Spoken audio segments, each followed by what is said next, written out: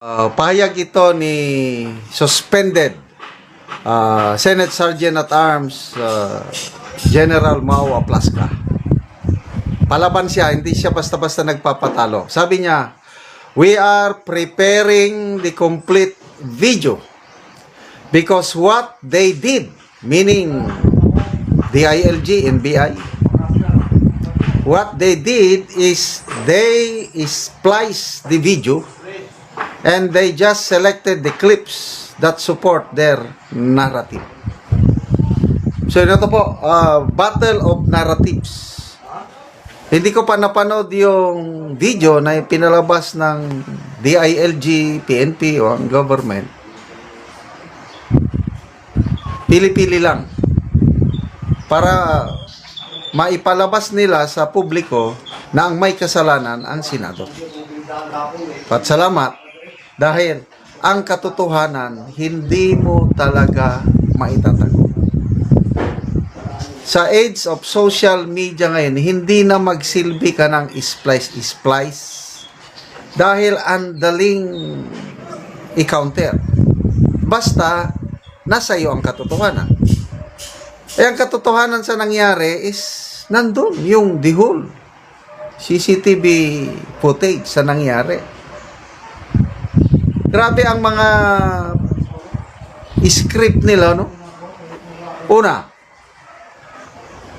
kaya daw nandun yung NBI sa GSIS dahil nag-request mismo ang GSIS General Manager ba yun para daw bantayan yung mga paintings na nandun sa loob ng GSIS office. So, I don't know kung sinong maniwala. Basta ako, kalukuhan yun.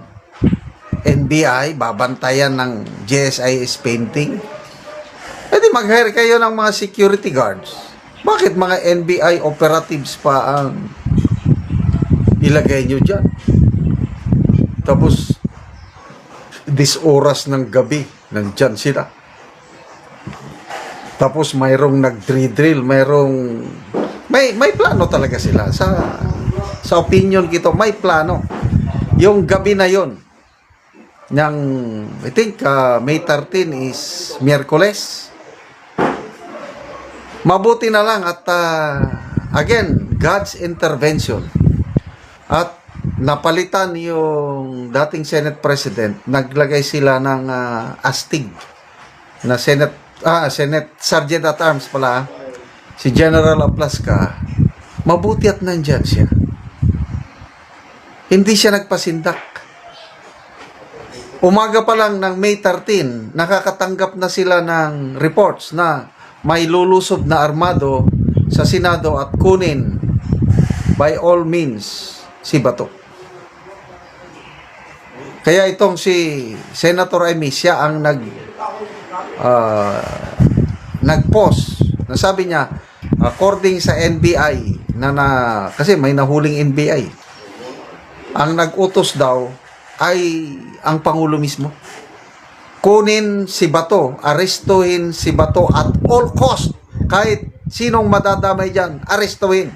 Gusto nila, yung nangyari kay Tatay Digong, ganon din ang gagawin nila kay Bato. Mas planchado lang nung kay Tatay Digong dahil in fairness, magaling si Torre. Very decisive si Torre. Yung group effort nila nung panahon ni Tatay Digong mas effective. Kaya yun, nadala nila sa Tatay Digong sa The Hague. Ito lang, naging palpak lang dahil sa, I don't know, wala na si Torre. Sinong pumalit kay Torre? Si Trillanes, si Matibag. O di palpak. Kaya dahil napalpak sila noong May 11 at all cost, sabi ni Senator Amy is kukunin nila si Bato. Kaya May 13 ng umaga, nandyan na yung report, naghahanda na ang Senate Security Forces. Kaya nung gabi na yun, March 13, yun na, nakakita na sila ng armado. And to me, justified yung ginawa ni General Aplasca. Ganyan din ang gagawin ko. ginagawa namin yan. Yung tagal kong na-assign sa Mindanao, tagal kong na-assign sa field, sa mga malalayong detachment. We need to have recon fire. Ang tawag namin, hindi warning shot. Recon fire. Kaya yung sundalo sa gabi, kung alanganin siya, bigla na lang magpapaputok. Kaya lang yung paputok niya, hindi paputok nga pataas, kundi directed doon sa ground. Kung saan yung hinihinala ng sundalo na gwardiya namin na may gumagapang, puputokan niya yan. Papapapapapap. Kung walang nag-respond, okay lang. Kami naman, nasanay na kami noon. Pag may pumutok, ganun lang kami, ready lang kami. Oh. But in most cases, yung mga ganun, recon by fire, naging effective. Lalo na yung mga madaling araw, pag alas 4 na, alas 3, alas 4, alas 5, yan ang mga delikadong oras sa mga detachments namin noon. Recon by fire. Kaya standard lang yon. Oh, may armado. Ibaba niyo ang mga armas niyo. Ayaw ibaba. Di. Bang! Bang! Oh, yun. Respond din sila. Putukan. Oh. Pinapalabas ngayon, splice yung mga video na pinapalabas ng grupo ni DILG. Kasi, kung ano-anong rason na nagsasalita na rin nag-press conference sila Rimulya, Junbic, kung ano-anong sinasabi, kaya lang hindi ako naniniwala yung mga paliwanag niya. Mas naniniwala ako dito kay General Aplasca. At salamat at ilalabas nila yung buong video. At ang taong bayan ng humusga, sino ang nagsimula ng gulo. Yung nabasa kong post ng isang retired PMA general, sabi niya, kasalanan ng NBI, bakit hindi sila nag-coordinate? Kaya kung nag-coordinate lang sila, maiwasan yung putukan. Anong? This oras ng gabi, armado, nandyan ka. Anong purpose mo? O di, syempre, kung akong nasa loob, ito, lulusubin si Bato, kukunin. Di,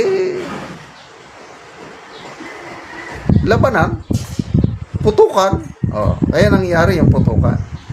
Salute to General Aplasca, laban lang. Bok, huwag kang patatalaw, nasa likod mo ang taong bayan. Yun ang personal ng Commission on Audit at ang sinasabi ng mga Duterte supporters, cleared ka daw ng COA. Paano nangyari yun?